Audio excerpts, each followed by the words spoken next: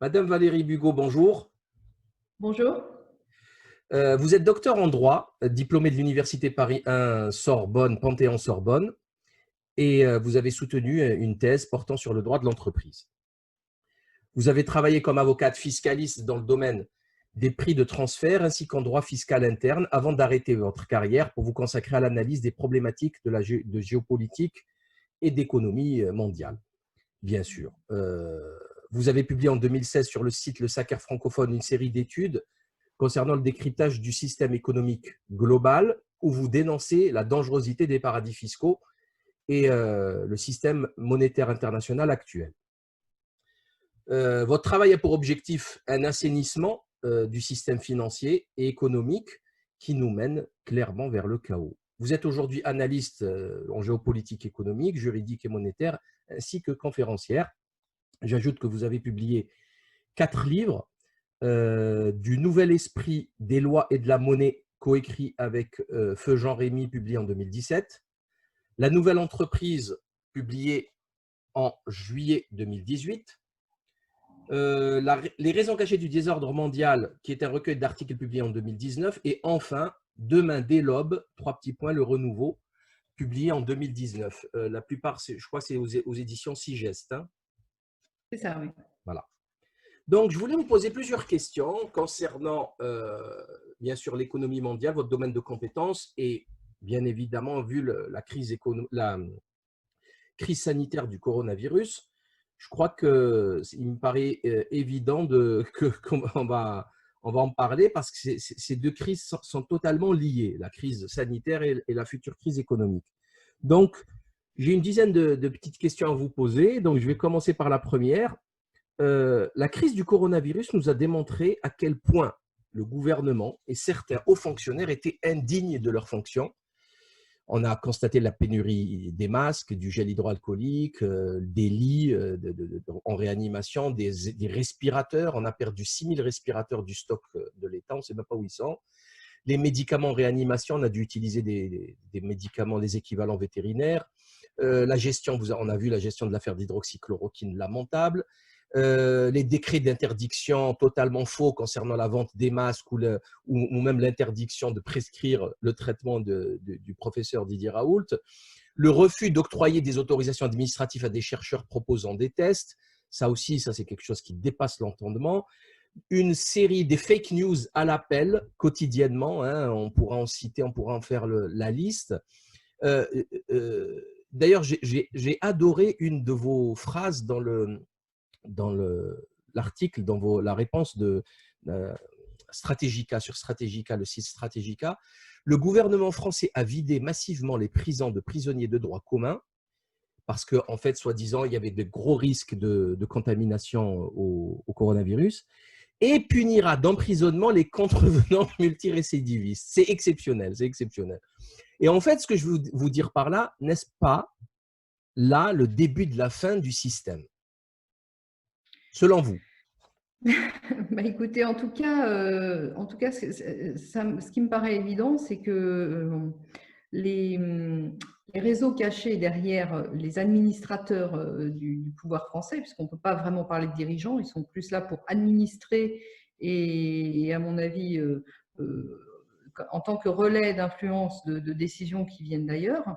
Ça apparaît. Et ce qui apparaît aussi assez clairement par cette crise du coronavirus, c'est le fait que, bien entendu, ce ne sont pas, comment dirais-je, ni la logique, ni le bien-être des Français qui priment, qui sont des éléments décisifs dans les prises de décision du gouvernement.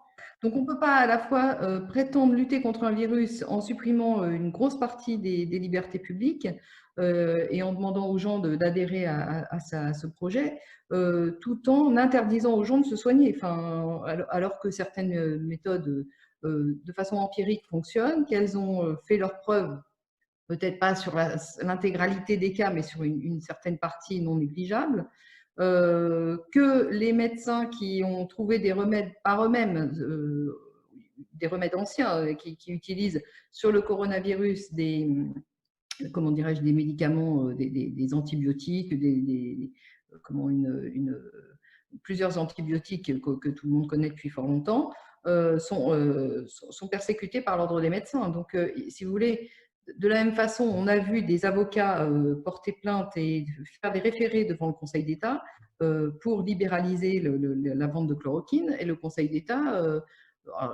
jusqu'à très récemment, refusait ces référés. Donc, si vous voulez, on a tout l'appareil d'État, tous les ordres, toutes les corporations rattachées de près ou de loin à l'appareil d'État qui se liguent pour empêcher les Français de se soigner. À côté de ça, vous avez des zones de non-droit. Alors là, il y aurait aussi beaucoup à dire sur leur apparition, mais en tout cas, aujourd'hui, elles existent, c'est un fait.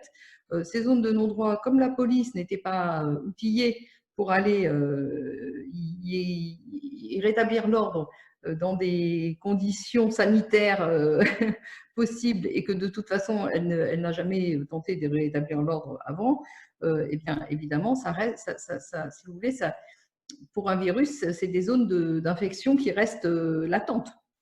Donc, on ne peut pas prétendre lutter en supprimant toutes les libertés publiques contre un virus, alors que, par ailleurs, on laisse sur le territoire des zones d'infection se propager, quoi. Par ailleurs, il y a eu tout un tas comment dirais-je, d'amateurisme dans les décrets qui sont comparés. Alors, un jour, on nous annonce une chose, dès le lendemain, c'est modifié. Je donne l'exemple des frontières. Récemment, un décret est sorti. Par la presse, on apprend que toutes les frontières vont être fermées, que les gens qui viennent de l'extérieur de la France seront confinés et surtout mis en quarantaine. Et le lendemain, on apprend non, ça ne concerne pas le territoire de Schengen. Donc, enfin, que des histoires qui ne correspondent à rien. Vous avez rappelé le gag des prisons, c'est quand même hallucinant. On libère des prisonniers de droit commun et on prévoit de remplir les prisons avec des gens qui seront sortis plus d'une heure de chez eux pour aller faire leurs courses ou à plus de 30 kilomètres de chez eux. Enfin, c'est dément. On est là dans une situation qui n'a rien à voir avec un ordre juridique, qui n'a rien à voir avec le droit, qui n'a rien à voir avec l'équité, n'en parlons même pas, mais qui n'a rien à voir avec si vous voulez, le discours de lutte contre le virus n'est pas corrélé par les faits qui sont mis en œuvre par les mécaniques et par les décisions qui sont mises en œuvre par le pouvoir central. Voilà. Mais justement, tous ces couacs… Excusez-moi, j'ajoute aussi un phénomène tout à fait extraordinaire, c'est qu'on a assisté à des disparitions alors, les lits d'hôpitaux, n'en parlons même pas, mais de chloroquine, par exemple, à la pharmacie centrale, on n'a pas eu de nouvelles, sachant que, à notre connaissance, aucune enquête sérieuse n'a été diligentée. On ne sait pas qui aurait volé ou où auraient disparu ces stocks assez considérables. Donc, non, pas d'enquête. Alors, c'est comme toujours, vous savez, vous avez des faits qui s'imposent, mais jamais de responsables et encore moins de coupables. Voilà. Donc, en fait, on assiste à une anonymisation politique de toutes les responsabilités. C'est-à-dire qu'il n'y a plus de possibilité de rattacher un fait à un responsable et d'avoir une sanction par derrière. Alors, par ailleurs, excusez-moi, que les Français sont sanctionnés très, très violemment pour la moindre contestation. On a vu ça avec les Gilets jaunes, où il y a quand même eu beaucoup de dégâts physiques. Mais aussi par des amendes, si vous voulez, il y a une pression de sanctions qui s'applique, qui vient de tous les côtés, qu'ils soient financières, qu'ils soient pénales, enfin, qu'ils soient physiques. Donc, il y a vraiment clairement deux poids, deux mesures entre l'irresponsabilité des gens qui sont en charge de gouverner ce pays et la responsabilité outrancière de gens qui habitent sur ce territoire, quoi. Donc, clairement, il y a quelque chose qui ne va pas. Et ça, cette crise du coronavirus le met de façon évidente en exergue, même si c'était déjà quand même clairement apparent avec tout ce qui s'était passé avant, les multiples cessions de patrimoine public ou d'entreprises stratégiques. bon, si vous voulez, maintenant, aucun Français ne peut ignorer que ce gouvernement n'a pas, si vous voulez, à cœur dans sa tâche le bien-être des Français. Voilà. Exactement. D'ailleurs, enfin, personnellement, je ne peux que constater que, enfin, on a quand même un budget de la sécurité sociale branche maladie de 193,5 milliards d'euros chaque année. Des fois, ça monte à 200 et on est infoutu de se procurer des masques. Je pense que, enfin, les gens se sont aperçus de ce cirque et ça a des conséquences mortelles puisqu'on a des médecins qui sont morts et des personnes âgées qui sont mortes par milliers parce qu'il n'y avait pas ce matériel d'hygiène minimum pour aller les soigner. Donc, à 98 ans, quand on a 2 ou 3 comorbidités, ça a des conséquences immédiates. Et donc, je pense, c'est pour ça que je vous posais la question, n'est-ce pas le début de la fin? Parce que nous, dans notre travail de dénonciation de l'incompétence des gouvernements, on nous disait excessif. Mais là, je crois que les choses sont, malheureusement, le prix à payer était trop important, mais au moins, ça aura pour effet, je pense, de réveiller les gens à la réalité de l'incompétence et de la dangerosité de nos dirigeants. Oui, absolument. Alors, je voudrais ajouter une chose suivante qui me revient à l'esprit, mais je ne suis pas médecin, donc vous me pardonnerez de l'oubli du nom du produit en question. Mais il semble qu'il ait été, par directive donc, ministérielle, Le indiqué ribotril. dans les EHPAD un certain produit devait être utilisé en cas de Covid et que ce produit entraînait en fait une euthanasie, hein, il faut être clair. Donc, je crois que oui, effectivement, la nocivité des décisions publiques maintenant deviennent évidentes pour tout le monde. Enfin, si vous voulez, je ne dis pas qu'elle n'existait pas avant, mais cette crise du Covid est un révélateur du fait que enfin, ce qui sert de gouvernement à la France n'est pas au service des Français. Donc il y a une rupture entre du lien entre les administrés et leurs dirigeants. Et ça, c'est quand même quelque chose de très grave. Ça suggère derrière une crise de régime politique.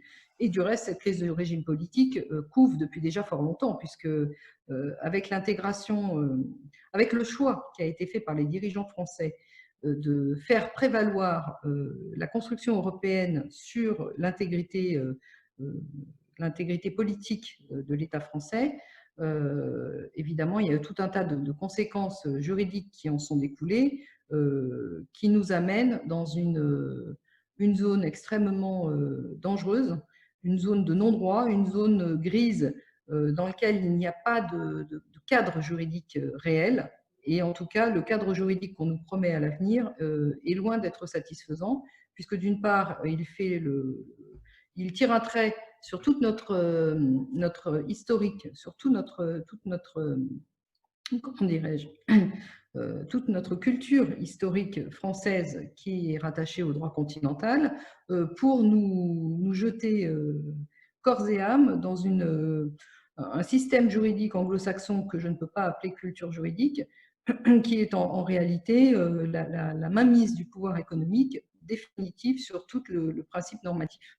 Donc là, nous ne sommes plus en état de droit. Techniquement parlant, nous sommes projetés dans un univers qui n'a rien à voir avec ce que l'on entendait par le terme droit en France jusqu'à il n'y a pas si longtemps, disons à la fin des années 90, début des années 2000. Ça a continué à perdurer un peu, même s'il était attaqué. Aujourd'hui, notre système juridique ne tient plus, en réalité, il ne tient plus. Justement, on a découvert lors de cette crise la puissance réelle sur le terrain de Big Pharma et son influence dans le système de soins français. On a vu la présence, on a constaté la présence de lobbyistes stipendiés grassement par Big Pharma lorsqu'on va sur le site transparencesanté.gouv.fr et on voit qu'ils sont… Et encore, nous n'avons que les hospitalités et les conventions légales. On n'a pas les contrats qui sont protégés par le droit des affaires, comme le rappellent les docteurs Nicole et Gérard Delépine. C'est hyper important, c'était le professeur Philippe Even qui l'avait dit. Justement, que pensez-vous de l'ingérence de Big Pharma dans le système de soins sachant que nous avons aussi assisté à une politisation des décisions sanitaires, qui est complètement fou, parce que normalement, c'est le médecin qui prend une décision et point à la ligne. On n'a pas, l'État a formé des médecins Bac+10 qui nous ont coûté des milliers de milliards. On parle de centaines, de 200 000 médecins, plus les autres corps de métier. Et on les court-circuite du jour au lendemain. La médecine privée, le cabinet, la médecine de ville a été court-circuitée. Que pensez-vous de ces deux phénomènes, c'est-à-dire la politisation du débat public, du débat de santé en France et la dangerosité de Big Pharma?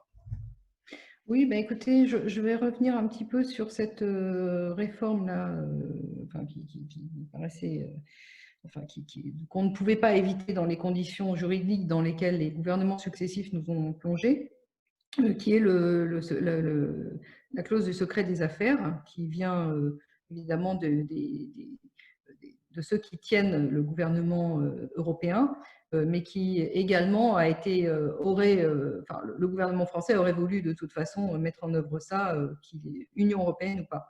Donc en réalité, ça, cette nouvelle clause qui a été intégrée il y a peu de temps en droit français, bah, c'est comment dirais-je, c'est la manifestation évidente du fait que le pouvoir économique a pris le contrôle du pouvoir politique, dans la mesure où ça lui permet d'anonymiser, de cacher en fait toutes ces malversations, ces vilainies, tous ces petits arrangements entre amis qui permettent de financer, de corrompre. En fait, c'est la porte ouverte à toute la corruption, à la corruption intégrale de tout. Et effectivement, là, on en a une application pratique en matière médicale, mais je vous assure, ça ne concerne pas que le domaine de la santé, bien que le domaine de la santé soit quand même un élément tout à fait essentiel pour la survie de l'humanité, il faut bien le reconnaître. On a vu qu'en début d'année, alors il faut revenir un peu sur ce sujet de contrat cadre que le gouvernement français a passé avec l'OMS pour un partenariat renforcé. Alors, il semblerait que les premières velléités de contrat datent de 2014. Néanmoins, ce n'était pas mis en œuvre. Et là est sorti un décret en début d'année pour mettre en œuvre ce contrat cadre, pour renforcer comment dirais-je, le partenariat stratégique entre la France et l'OMS. Alors, je m'excuse, mais ça devrait être autorisé déjà par le Parlement. Alors, à la suite de cette histoire de décret validant ce contrat cadre, on a eu l'état d'urgence sanitaire et donc le Parlement n'a pas été en mesure de se réunir. Enfin, les institutions françaises sont entre parenthèses là, actuellement. Hein. Le Parlement n'est plus en mesure de... Enfin, là, depuis le déconfinement, ça va changer un peu, mais néanmoins, il faut un peu de temps pour que les choses se remettent en place. Pendant toute la durée du confinement, le Parlement n'a pas été en mesure de se réunir de façon normale. Donc, en réalité, les institutions issues de la Constitution ne pouvaient pas fonctionner normalement. Donc, on était dans le cadre juridique qui aurait nécessité, si vous voulez, l'utilisation de l'article 16 de l'état d'urgence, qui n'a jamais été mis en œuvre, par ailleurs. Donc, en fait, on est dans un système dans lequel le gouvernement a tous les pouvoirs de passer ce qu'il veut, finalement. Et c'est ce qui explique cette prévalence, cette prééminence de donner aux institutions internationales, aux organisations privées tentaculaires et de type cartélisation, sur le modèle de la cartélisation qui a lieu dans le domaine sanitaire, en particulier avec les grandes entreprises, les grands laboratoires pharmaceutiques. Mais si vous voulez, tout ça, c'est un enchaînement de choses qui existaient antérieurement.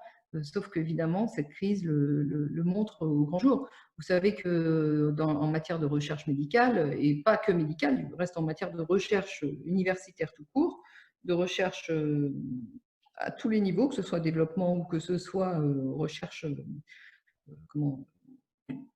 recherche fondamentale, pardon.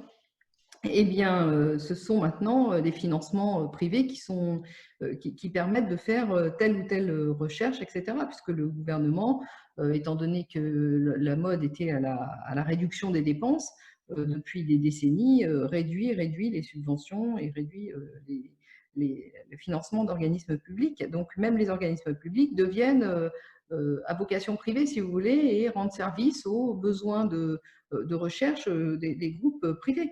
Donc ça, il fallait un jour ou l'autre que ça sorte. Donc aujourd'hui, effectivement, cette crise du coronavirus permet aussi de mettre sur la place publique tous ces mécanismes qui existaient, qui préexistaient, mais qui étaient cachés et qui aujourd'hui apparaissent au grand jour. Donc on peut dire que la plus grande partie des forces vives de la nation sont mises de facto au service d'entreprises privées aujourd'hui.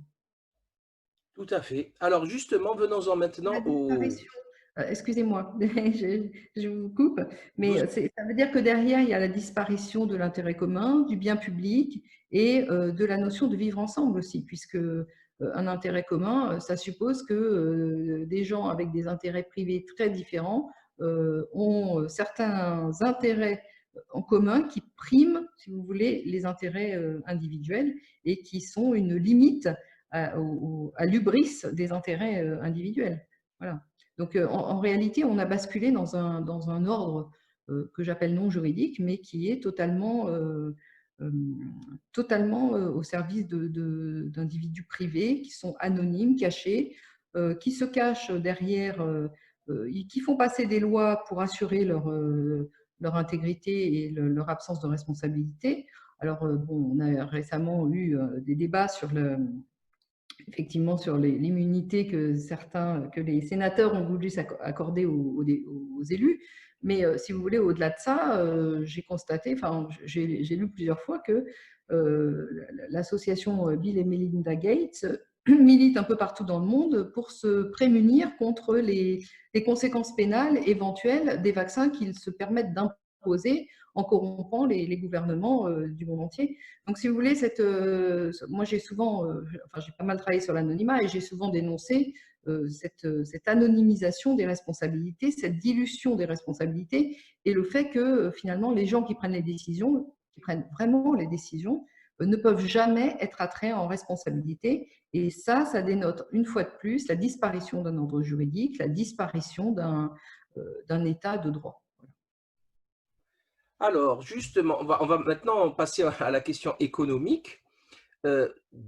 Plusieurs personnes pensent que cette crise du coronavirus a été montée, pas de toutes pièces, mais elle a été aggravée, toute cette rhétorique et l'omniprésence de la crise dans les médias, 24 heures sur 24.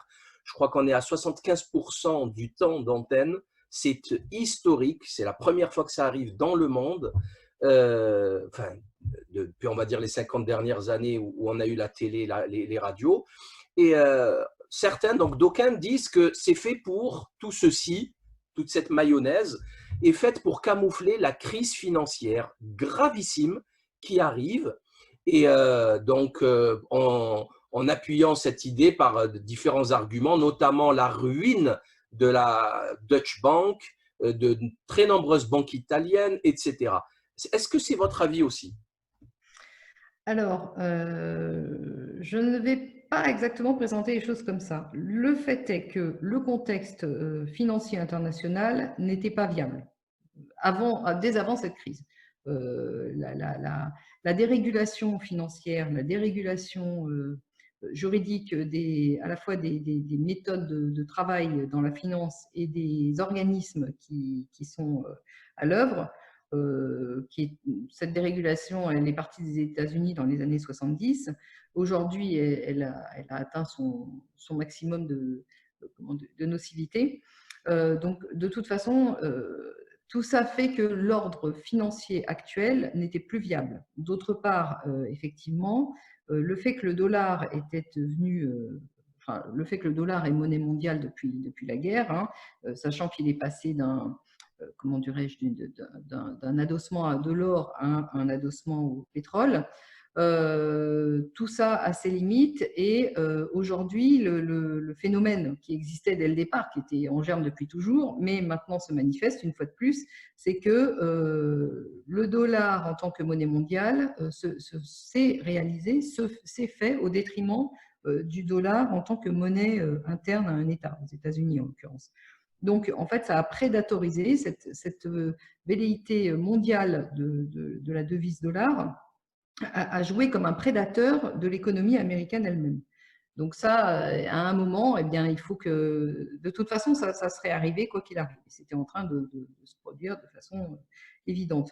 Alors là-dessus arrive la crise du coronavirus. Alors effectivement, je dirais qu'elle s'intègre bien dans un processus de désintégration ou d'accélération de la désintégration financière. Parce que quand vous avez vu…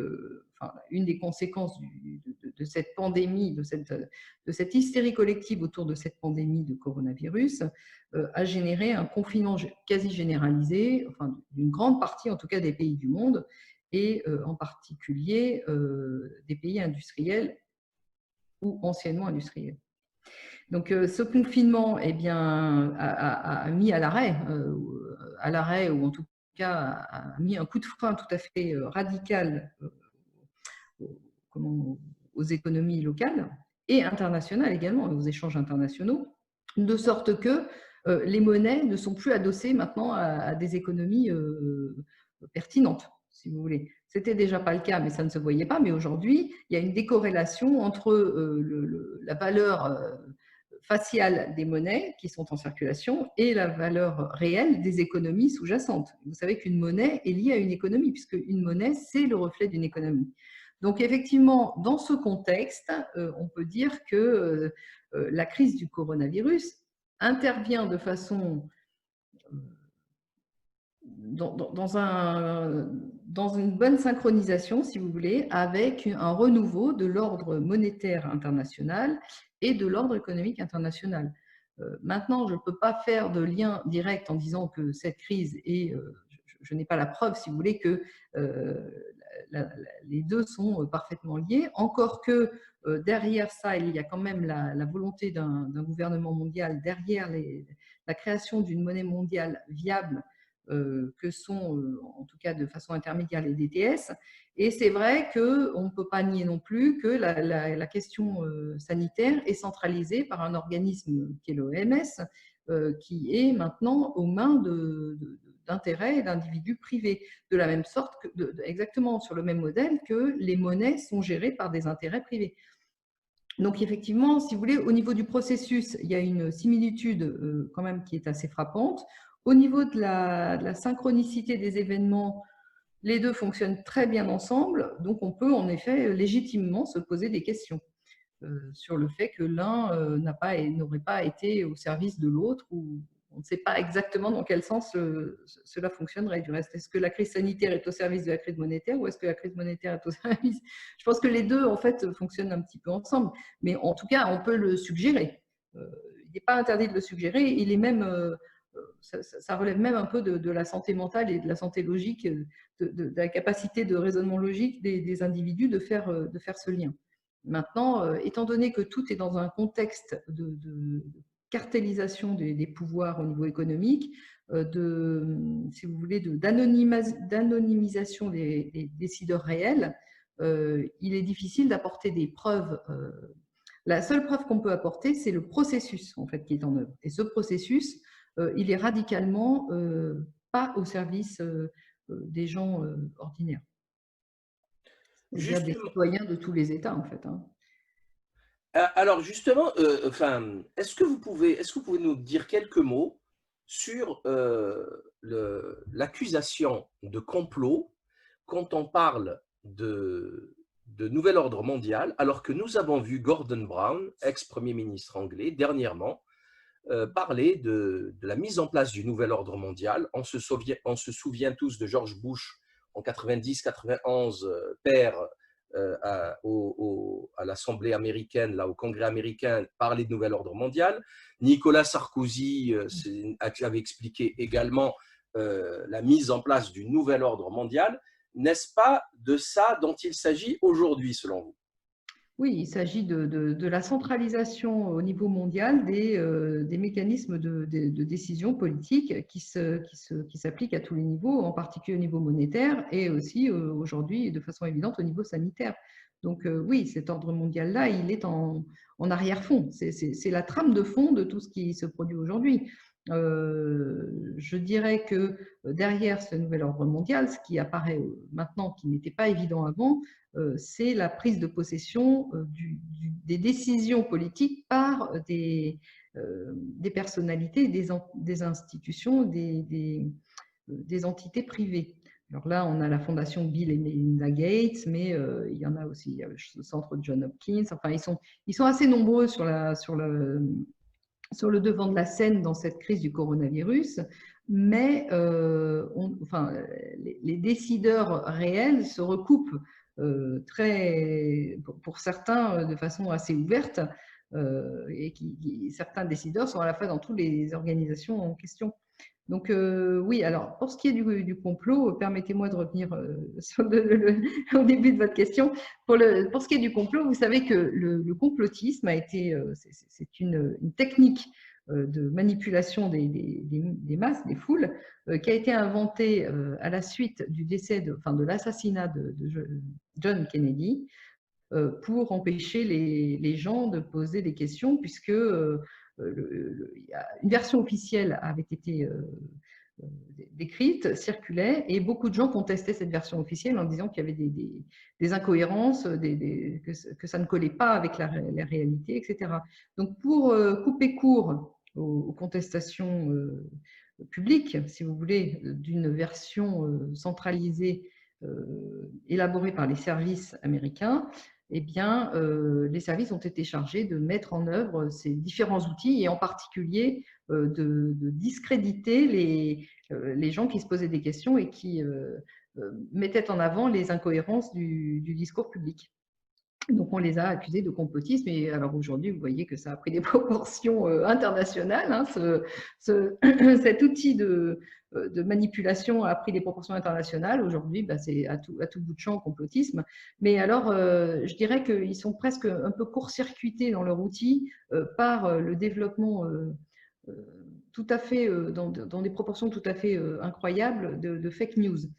Et vous savez, Portalis, quand il a fait son discours préliminaire sur le Code civil, il écrit dans le discours préliminaire: il y a des époques où nous sommes condamnés à l'ignorance par trop d'informations, et d'autres époques où on est condamné à l'ignorance par pas assez d'informations. Et là, typiquement, aujourd'hui, il faut lutter contre l'ignorance qui provient d'une profusion délibérée d'informations parasites, et qui empêche de tirer un fil conducteur sur les véritables informations et sur le lien, la trame de fond de tout ce magma de décisions, d'informations, etc. Justement, pour finir sur l'histoire de l'accusation de complotisme, nous, depuis maintenant plus de 10 ans, on avait créé le club du complot, le Conspiracy Club, parce qu'on avait remarqué que les politiciens, à chaque fois, ou même les hommes d'affaires, Carlos Ghosn, mais tous, hein, systématiquement, Sarkozy, De Villepin, Bernard-Henri Lévy, tous, dès qu'ils se font attraper la main dans le pot de confiture, dans une sale affaire, ils crient tous au complot. Fillon, dernièrement, c'est un complot politique pour les élections. Donc, eux ont le droit de crier au complot. Ils passent aux 20h en disant « c'est un complot politique, on veut m'abattre ». Du coup, les complots existent. Et après, dès que le peuple amène des preuves avec des dizaines, des centaines de livres, des jugements dans les tribunaux, en leur disant « regardez, voyez, il y a un complot, là il y a eu un complot, ça a été jugé au tribunal », on dit « oh là là, le complotiste ». Donc tout ceci me fait vraiment sourire, et ça n'a absolument aucun intérêt en fait. Leur stratégie ne fonctionnera pas, c'est une évidence. Il faut faire une distinction entre le complot qui a créé l'histoire humaine depuis qu'elle existe. Le complot est à l'histoire humaine ce que le pouvoir est à l'histoire humaine. Là où vous avez du pouvoir, vous avez des complots, et ça remonte à la nuit des temps. Donc le complot n'a pas à être prouvé, c'est un fait qui ne nécessite que d'être observé. Par contre, comme je l'ai dit plus tôt, le complotisme, c'est autre chose, c'est un outil au service du pouvoir. Donc, effectivement, pour ceux qui pratiquent les complots, le complotisme est un outil parfaitement adapté pour se débarrasser de leurs contradicteurs. Donc, le complotisme, c'est un outil de manipulation, alors que le complot, ce sont des relations de pouvoir, ce sont des relations cachées qui permettent de renverser des pouvoirs ou de s'approprier des pouvoirs. Donc, les deux sont pas exactement, on ne relève pas exactement de la même réalité, si vous voulez. Même si en arrière-fond, c'est toujours une question qui tourne autour de la prise de pouvoir, évidemment. Tout à fait. Alors, Donc, en revenant aux questions économiques, que pensez-vous des pandemic bonds, les fameux bons spécifiques aux pandémies, mis en place en 2017 par la Banque mondiale? Et, déjà, enfin, moralement, par rapport à la possibilité de spéculer, de se faire de l'argent sur un risque pandémique, et également, est-ce que je sais qu'ils devaient payer, ils devaient donner l'argent aux pays, parce que là, on a dépassé vous savez, comment on appelle ça, les conditions, les clauses légales qui permettaient de verser, s'il fallait attendre 80 jours, si ma mémoire est bonne, etc.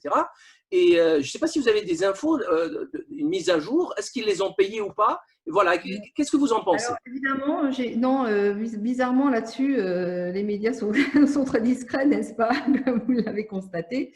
La seule chose, c'est que je me souviens, alors là, c'est un événement assez curieux.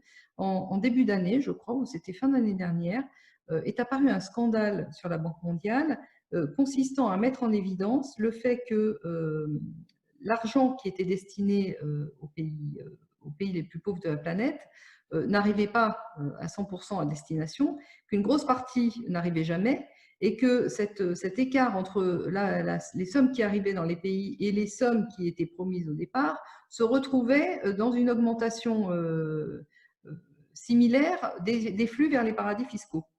Alors, si vous voulez, on peut peut-être mettre, ça c'est une hypothèse que j'émets, mais ce qui existe pour l'aide aux pays en grande nécessité peut aussi exister dans cette histoire de pandemic bonds. Il n'est pas exclu que les sommes promises n'arrivent pas à destination, si vous voulez, ou n'arrivent pas, que ce soit un montage financier utilisé pour détourner dans des proportions à la fois importantes. Les proportions sont importantes et le phénomène reste acceptable, mais enfin, il n'est pas acceptable évidemment dès le départ, parce que utiliser de la spéculation sur des phénomènes de santé publique, comme vous le dites, il y a un problème de morale, de moralité derrière, il y a un problème évident de crise de valeur dans des sociétés qui génèrent ce genre de choses. Il n'est pas sain de mêler l'argent avec la santé publique. Les deux sont pas sur le même, devraient pas être sur le même plan. L'argent devrait être au service de la santé publique, mais pas utilisé dans des conditions opaques et surtout non publiques, parce que cette histoire de pandemic bonds n'est sortie, enfin les gens ignoraient tout ça, c'est sorti au moment où on a entendu parler du Covid. Mais ils existaient, enfin ils ont été lancés bien antérieurement, donc ce qui prouve que, vous voyez, les épidémies sont anticipables, hein, alors que nos gouvernements ont tout fait pour que ont tout fait pour que les solutions à l'épidémie ne puissent pas être trouvées au moment où l'épidémie arrive. Donc, ils n'ont pas anticipé ça au niveau local. Par contre, on voit qu'au niveau international, c'est parfaitement anticipé. Donc, encore une fois, il y a un tableau à double entrée, si vous voulez, qui fait que les citoyens ont des questions à se poser de façon légitime. Vous affirmez dans votre avant-dernier livre, Les raisons cachées du désordre mondial, publié en mars 2019, les États sont majoritairement devenus des coquilles vides, dénués de toute légitimité politique, d'autonomie et de souveraineté. Et que le centre névralgique donc, de tous les nouveaux États est, selon vous, enfin, le quartier général est à la City de Londres, et bien sûr à on va dire, ses succursales, les paradis fiscaux. Pouvez-vous développer en quelques mots, s'il vous plaît? Eh bien, écoutez, c'est une longue histoire parce que c'est une histoire qui a ses racines dans l'histoire, justement. La première chose, c'est de constater que le principe sur lequel la plupart des pays du monde sont aujourd'hui organisés est le principe de la représentation, du principe du parlementarisme représentatif. Alors, cette modalité du parlementarisme repose sur l'existence de partis politiques. Et le principe même du parti politique, sa faiblesse intrinsèque, c'est qu'il a besoin d'être financé. Et je vous assure que des élections, ça coûte très très cher. Ça coûte très cher en outils de propagande, ça coûte très cher en temps. Donc, comme les élections sont très très très rapprochées, enfin régulières, à intervalles réguliers, ça met en œuvre des sommes qui sont colossales et ça met en œuvre si vous voulez, ça ouvre une mécanique de financement infini et indéfini des organes censés représenter la démocratie que sont les partis politiques.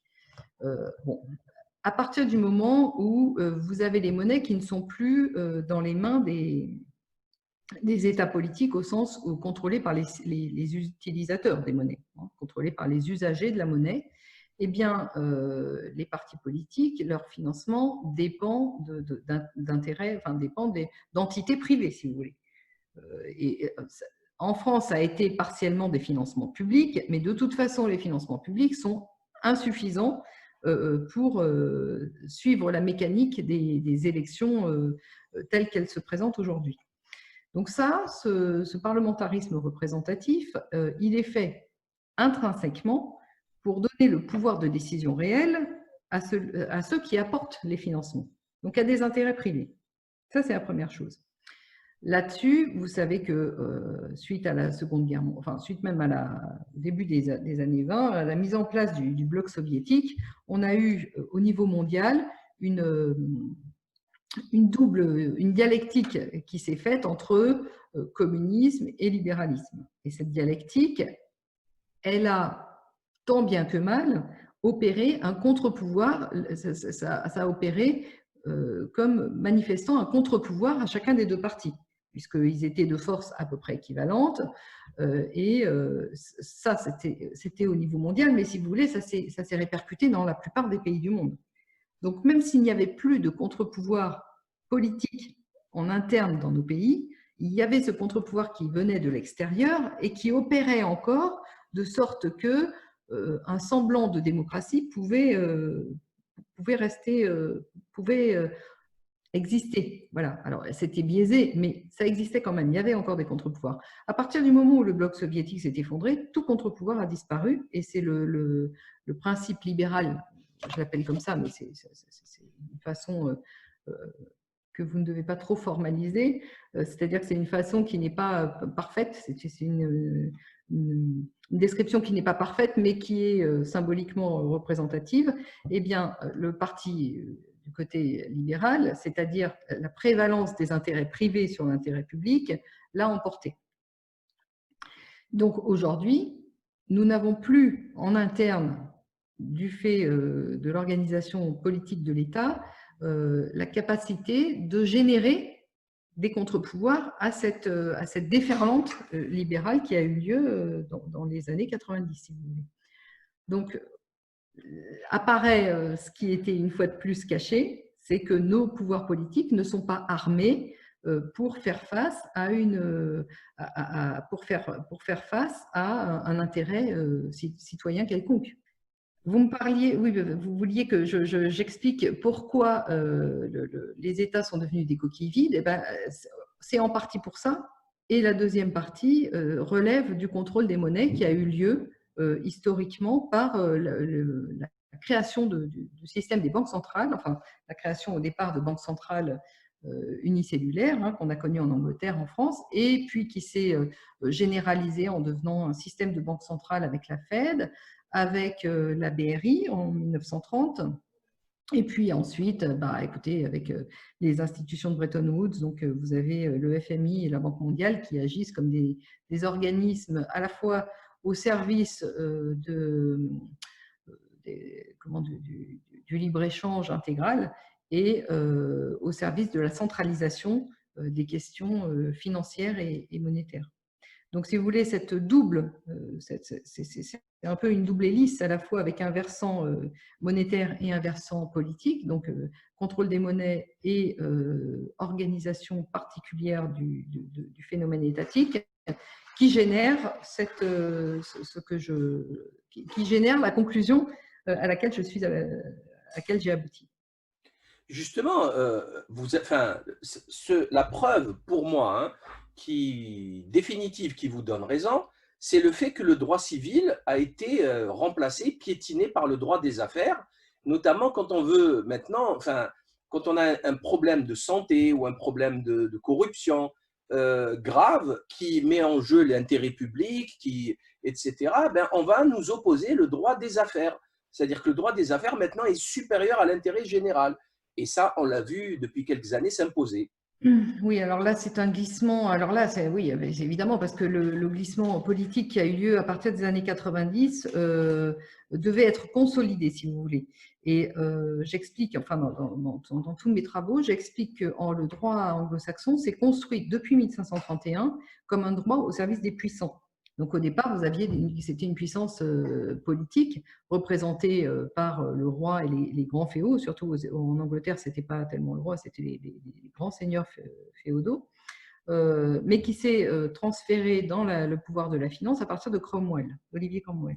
Alors, donc le droit s'est constitué, le droit anglais, anglo-saxon, qui était initialement le droit anglais, s'est constitué comme une arme si vous voulez, une arme au service des puissances,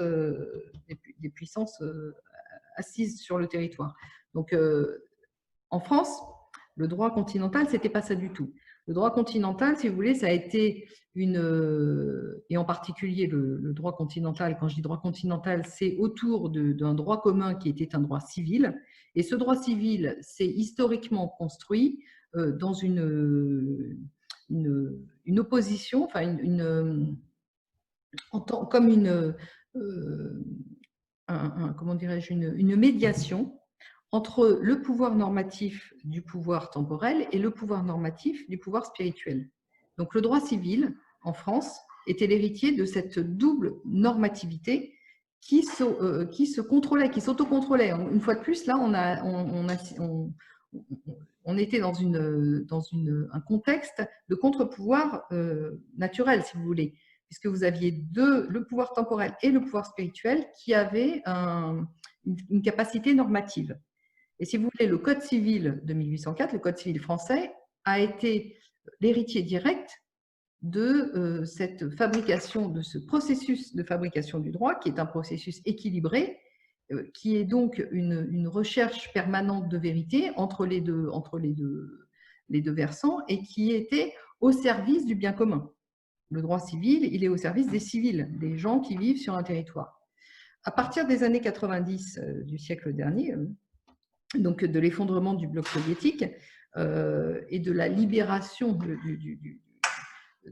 l'hubris libérale, si vous voulez, la première chose qui a été mise en œuvre sur le territoire français, c'est de modifier ce contexte normatif, ce contexte juridique, pour transformer le droit continental, qui était un droit juste au service des habitants du territoire, dans le modèle anglo-saxon qui est, lui, un droit conçu comme une arme au service des puissants.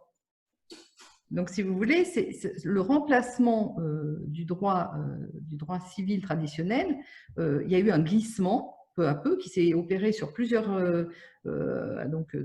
qui a concerné à peu près toutes les branches du droit. Hein. Ça avait déjà été mis en œuvre préalablement dans la matière commerciale, mais maintenant, c'est toutes les branches du droit qui ont été modernisées, de sorte de faire correspondre l'ancien droit français traditionnel avec le nouveau droit importé d'Angleterre, le droit anglo-saxon, qui n'est pas du droit, mais qui, une fois de plus, une arme au service des puissances, que n'était pas le droit antérieur en France.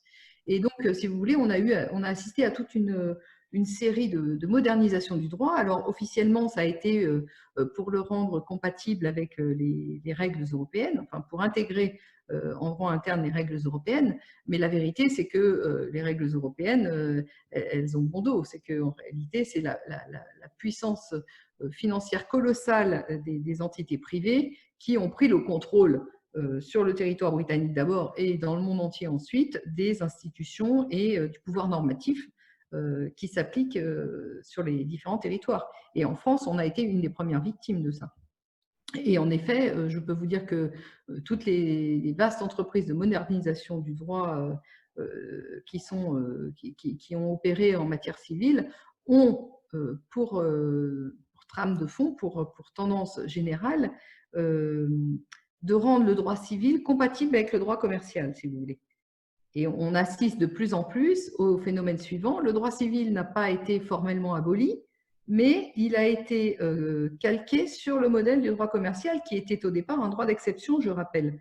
Donc le droit commun, qui était antérieurement un droit civil, aujourd'hui se rapproche tout à fait dangereusement de devenir un droit commercial. Donc le droit qui s'applique à la collectivité des gens sur le modèle britannique est en train de devenir un droit commercial. Donc c'est comme ça qu'on assiste à la commercialisation, notamment du corps humain, de tous les produits du corps humain. Si vous voulez, on assiste à une réification du corps humain qui va dans ce sens en fait. Et ça, c'est une tendance de fond du droit français, de s'aligner sur les préceptes du droit anglo-saxon, de sorte qu'il n'y ait plus de droit commun au sens civil du terme, que tout devienne commercial aux mains des puissances financières. Voilà. J'espère que j'ai été assez claire. Oui, oui, oui, tout à fait. Mais certains observateurs pourront vous objecter, vous dire, oui, mais pourquoi l'Angleterre alors veut sortir? Pourquoi le Brexit?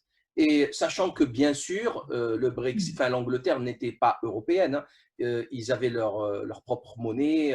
Donc, voilà. Que répondez-vous à ces contradicteurs? C'est une bonne question. Pourquoi est-ce que ce Brexit était le plus nécessaire en Angleterre alors qu'il n'était ni dans Schengen, qu'il n'avait pas les contraintes monétaires de la zone euro? On peut se poser la question, mais ça, évidemment, ça a été noyé sous le flot d'informations, de désinformation et de manipulation médiatique entourant le phénomène du Brexit. Le phénomène du Brexit, je l'ai toujours dit, est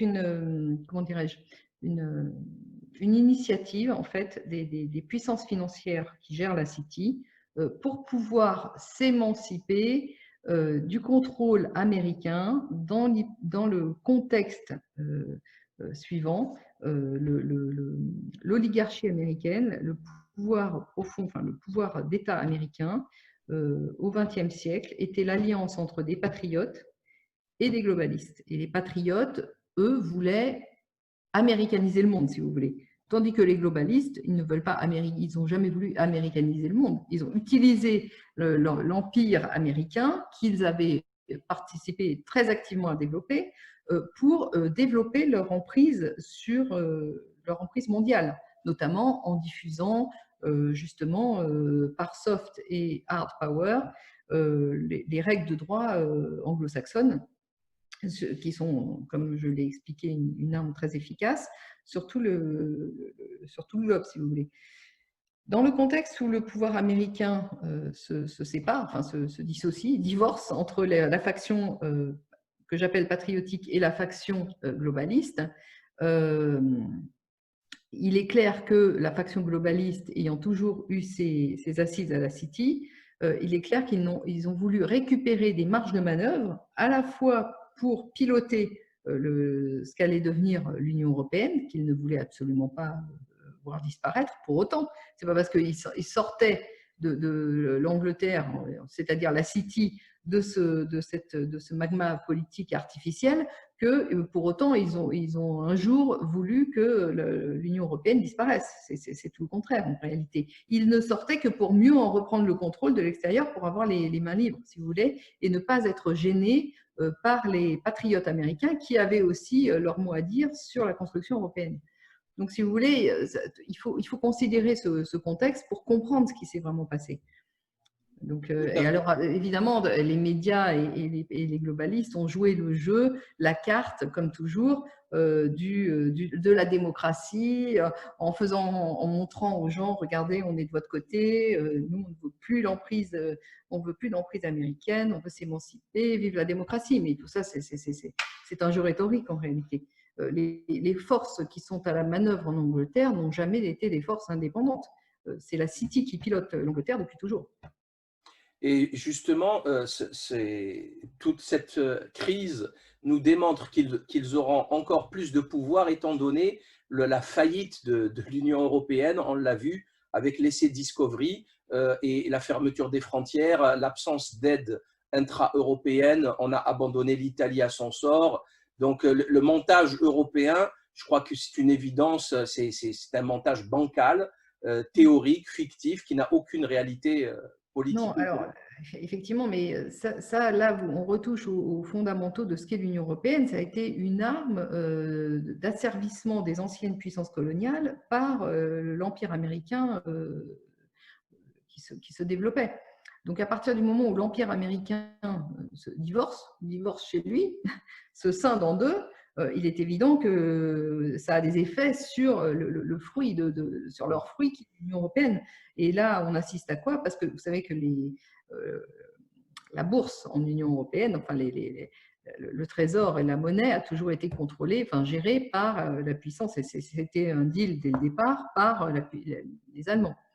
Or, aujourd'hui, la division au sein de l'Empire américain permet également une division au sein de l'Allemagne, au sein des dirigeants allemands, c'est-à-dire d'une part entre la faction globaliste et d'autre part entre la faction patriotique. La faction patriotique, c'est celle qui tenait globalement l'industrie. Et la faction globaliste, sa meilleure représentante, c'est Merkel. Donc, si vous voulez, il y a un divorce qui n'est pas toujours que les médias ne montre pas en tant que tel, mais qui existe vraiment. Les Allemands ont bénéficié de la construction européenne dans un premier temps pour favoriser leurs exportations. Donc, globalistes et patriotes étaient contents. Mais à partir du moment où tout commence à s'effondrer, où les pays européens commencent à être fortement endettés, ce qui était prévu, enfin, prévisible en tout cas dès le départ, si vous voulez, ça se retourne contre les Allemands qui doivent engranger dans leur propre bilan bancaire des créances douteuses venant des économies alentours qui ne sont plus viables, si vous voulez. Donc, ils n'ont pas envie de ça. Ils ont déjà connu des périodes monétaires très, très difficiles. Ils n'ont pas envie de revivre ça, si vous voulez. Donc, les Allemands, maintenant, sont vent debout. En effet, la faction patriotique allemande, qui est la faction industrielle et économique qui tient l'économie allemande, est vent debout contre un resserrement des comment dirais-je, financier au niveau de l'Union européenne. Donc, effectivement, on a vu là, avec l'arrêt de la Cour de Karlsruhe, ils mettent un coup d'arrêt au jeu monétaire et au jeu institutionnel, si vous voulez, tel qu'il avait été déterminé au moment de la construction européenne et en particulier à partir de Maastricht. Maastricht, c'est 92, hein, je rappelle. Vous proposez des solutions dans votre ouvrage, des solutions juridiques, institutionnelles et monétaires. Euh, Pouvez-vous en citer quelques-unes rapidement? Et surtout, que pensez-vous de la sécession, du fédéralisme et bien sûr d'une décentralisation des pouvoirs comme idée de solution? Est-ce que vous parlez du fédéralisme européen ou à l'intérieur d'un État C'est ça, à l'intérieur d'un État, à la Suisse, Ah oui. à Alors, l'américaine. oui. Alors, écoutez, la première chose, c'est de dire une fois que j'ai eu bien identifié en fait les problématiques économiques, monétaires et politiques, ben, en fait, trouver des solutions, ça devient facile. Ce qui n'était pas facile, c'était d'identifier les problématiques de fond, les vraies problématiques qui existaient en arrière-plan et qui avaient généré tout ce fatras. Donc, à partir du moment où moi, j'ai commencé mes travaux sur l'entreprise, et si vous voulez commencer les travaux sur l'entreprise, ça m'a permis d'avancer très vite dans la compréhension des mécanismes monétaires, puisque au fond, c'était les mêmes processus qui était en route, une subversion des processus qui avaient eu lieu. L'entreprise a été subvertie dans le sens où elle a été mise intégralement au service des entités, des apporteurs de capitaux, donc de ceux qui avaient l'argent. La monnaie, ça a été exactement, ça s'est passé de la même façon. Donc, si vous voulez, et le processus économique, le processus politique, pardon, je l'ai explicité au travers de la mise en œuvre de ce qui s'est imposé en tant que parlementarisme représentatif. Donc, une fois que tous ces constats ont été posés, il devient évident, enfin, les solutions, si vous voulez, deviennent relativement évidentes. Qu'est-ce qui se passe dans notre pays depuis l'intervention du droit commercial en tant que droit d'exception, avec là-dessus le développement de la révolution industrielle, ça a généré de façon mécanique le développement du droit social qui est également un droit d'exception. Et ces deux droits, aujourd'hui, font que vous avez de façon mécanique une partie de la population, donc les entrepreneurs, qui est montée contre l'autre partie, les salariés. Et ça, c'est structurel. Vous n'arriverez jamais à réconcilier les deux, alors pourtant qu'aujourd'hui, dans 80% des cas, les entrepreneurs et les salariés sont dans la même catégorie sociale qui est la classe moyenne. Alors, la classe moyenne, c'est un écart, si vous voulez. Vous avez la classe moyenne haute et puis la classe moyenne basse. Mais néanmoins, ce sont des gens qui payent des impôts en France, qui ont peu de capacité d'évasion fiscale et qui sont soumis aux contraintes réglementaires de la France. Donc, réglementaires et normatives, d'une façon plus générale. Donc, si vous voulez, tant que vous ne pourrez pas résoudre ce problème autrement qu'en travaillant sur l'entreprise et en réformant en fait profondément la notion d'entreprise pour rééquilibrer le rapport de force à l'intérieur même de cette structure qui a été phagocytée par les apporteurs de capitaux, si vous voulez. Et là, évidemment, je parle des très grosses structures, mais cette réforme n'aura fondamentalement pas d'impact sur les petites structures économiques. Par contre, ça va démanteler tous les conglomérats, et ça, je renvoie vos auditeurs à mon livre sur la nouvelle entreprise. Donc, si vous voulez, à partir du moment où vous mettez en œuvre une réforme structurelle de l'entreprise, vous rééquilibrez aussi les pouvoirs politiques qui œuvrent de façon souterraine dans une société. Voilà. Et je rappelle, et moi, quand j'ai fait cette théorie de l'entreprise, je l'ignorais, mais en réalité, j'ai réinventé, si vous voulez, l'entreprise participative sur laquelle De Gaulle s'est cassé le nez dans les années 70, puisque l'oligarchie française s'est débarrassée de lui pour ne pas qu'il puisse mettre en œuvre cette réforme fondamentale, institutionnelle fondamentale. Donc, l'entreprise, c'est quelque chose, c'est comme le droit civil, réinvestir le droit civil et réinvestir le droit de l'entreprise, ça va permettre la chose suivante, ça va permettre de supprimer les droits d'exception que sont le droit commercial d'un côté, le droit social de l'autre, de façon à remettre chacun devant la responsabilité civile qui est impartie à ses propres actions. Chacun sera responsable de ses actions en termes de responsabilité civile et non plus en termes de droit d'exception. Et ça changera tout parce que ça réconcilie de façon naturelle, spontanée, mécanique, si vous voulez, deux parties de la société qui ne cessent de se tirer dans les pattes et dont le bien commun et l'intérêt commun est la plus grande victime, si vous voulez. Donc ça, la réforme de l'entreprise, c'est un peu avec la réforme de la monnaie, c'est le cœur nucléaire du problème.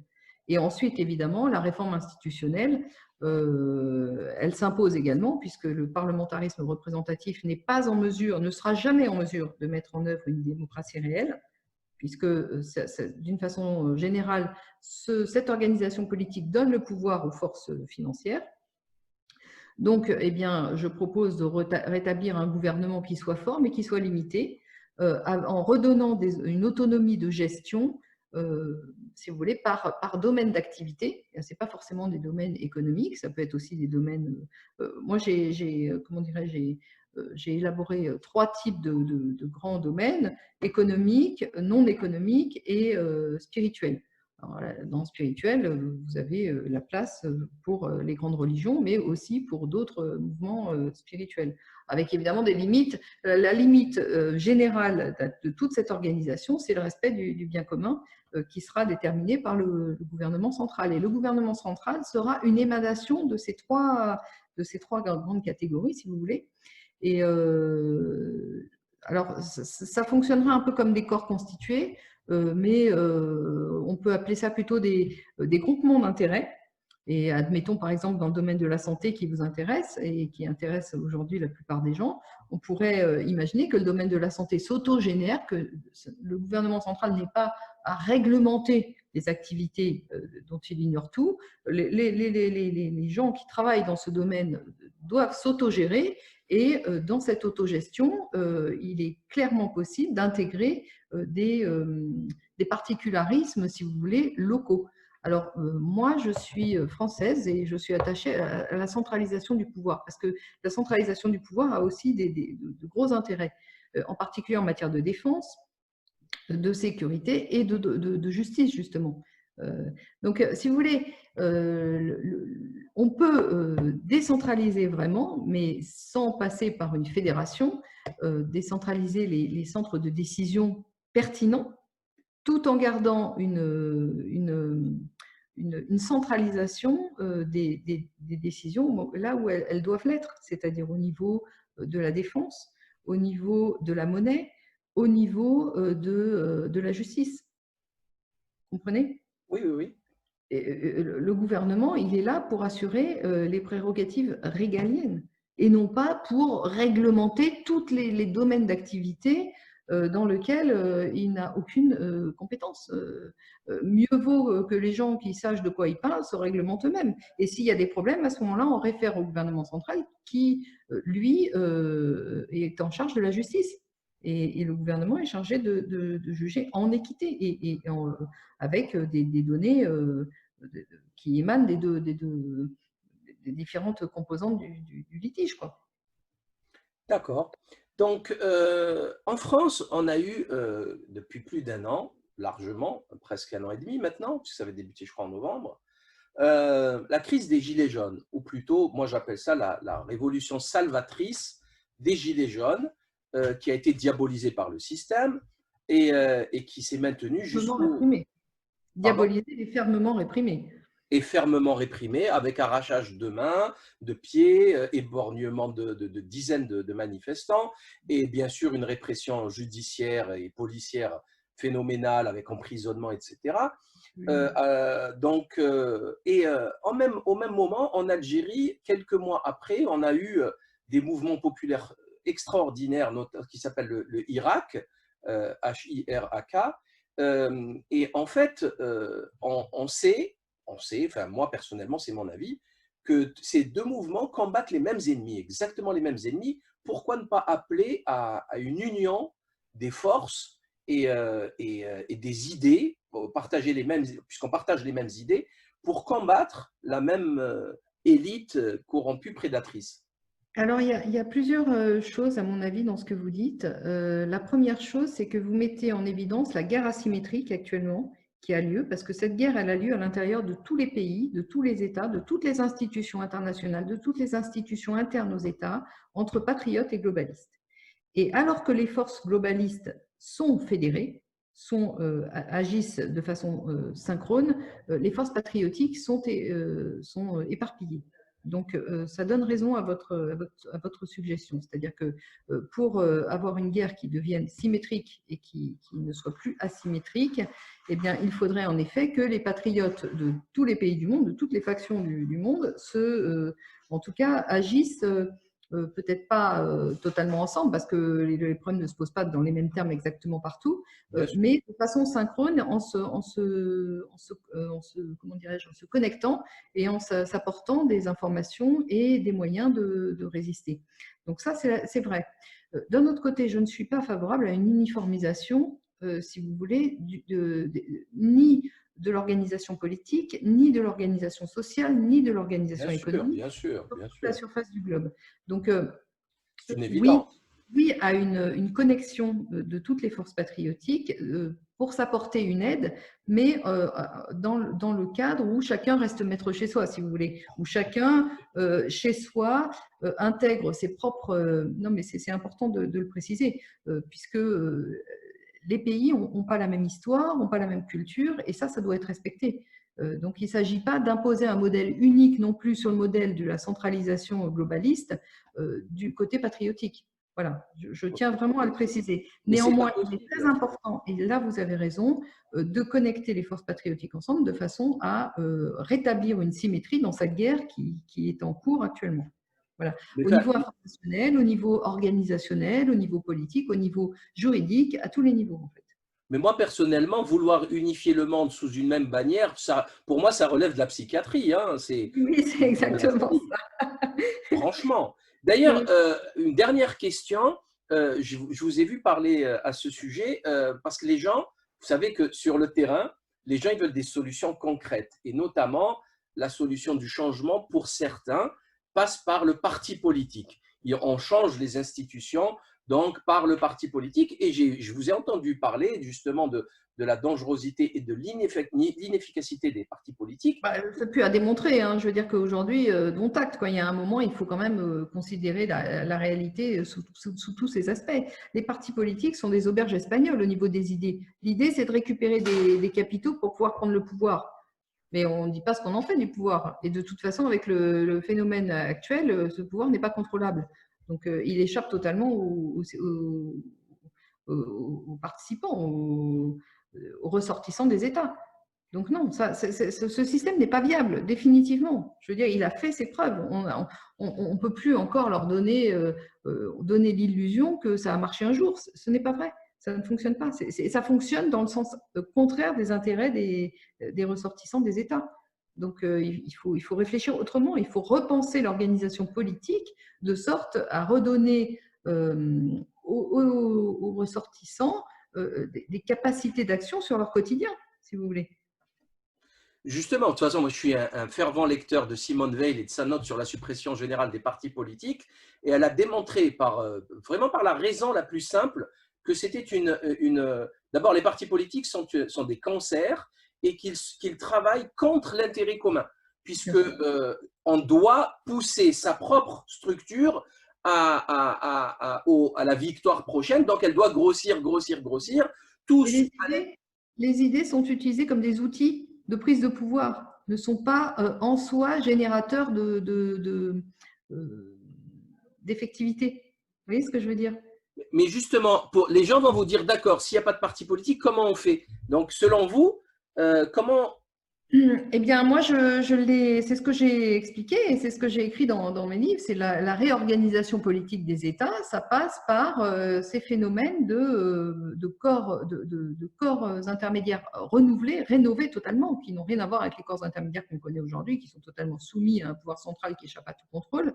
Donc une rénovation du phénomène de création de la norme et du phénomène politique en lui-même, dans le sens des trois branches que j'ai désignées tout à l'heure. Et à l'intérieur de ces trois branches, chaque corps de métier doit s'organiser, s'auto-générer, générer ses propres règles, générer sa propre police intérieure, si je puis dire. Mais quand je parle de police, c'est de capacité à régler les conflits qui lui sont propres.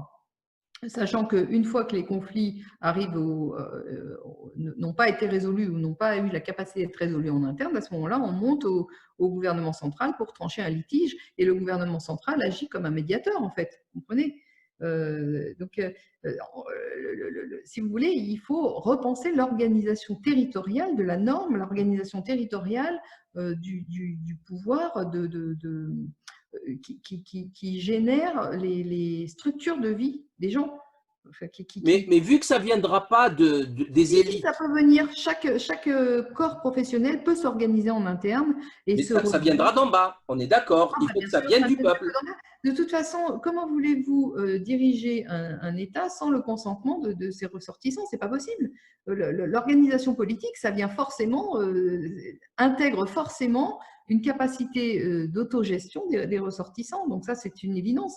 Il n'y a pas de phénomène politique qui soit indépendant des gens qui vivent au jour le jour. Enfin, Aujourd'hui, ce que je le répète, nous n'assistons pas à des phénomènes politiques. Les États ne sont plus des phénomènes politiques, ont été manipulés et sont entièrement sous le contrôle des puissances économiques. Donc, ce ne sont plus des États. Pour redonner son sens à la politique et au sens de l'intérêt commun, parce que la politique, c'est quoi?